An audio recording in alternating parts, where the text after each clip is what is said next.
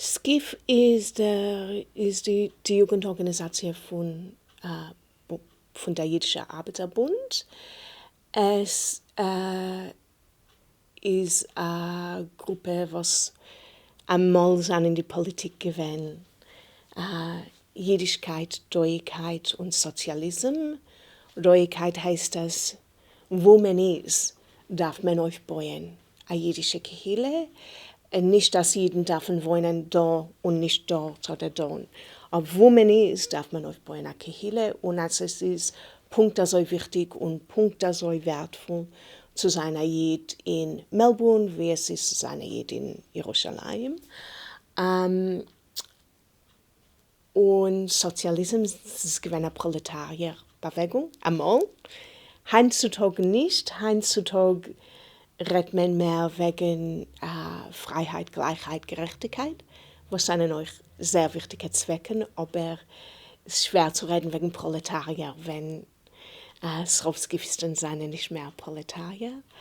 Und das ist ein Heim für die Kinder, die sind gekommen von Mitteleuropa, was haben alles verloren. Und SCIF ist geworden wie eine Kirche für sie. Und euch in Polen. Aber in Polen ist SCIF riesig groß. Und da in Melbourne ist es euch geworden sehr groß und sehr aktiv. Und also man kommt zusammen so einen Tag nach Mittag, ja? Das ist ja, und man hat verschiedene Aktivitäten auf der Kreis, wo man redet um gewisse Indiens, es ist, was heißt Freiheit, was heißt Gleichheit, Rassismus oder andere Unionen, Aktivitäten.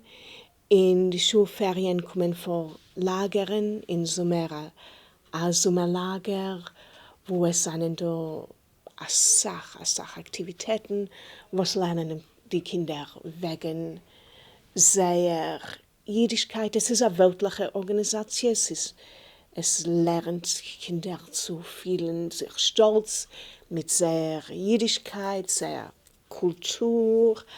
Man feiert Yom Tovim zusammen und also weiter. Ich habe gewollt weisen, ich habe mitgebracht, ich darf sich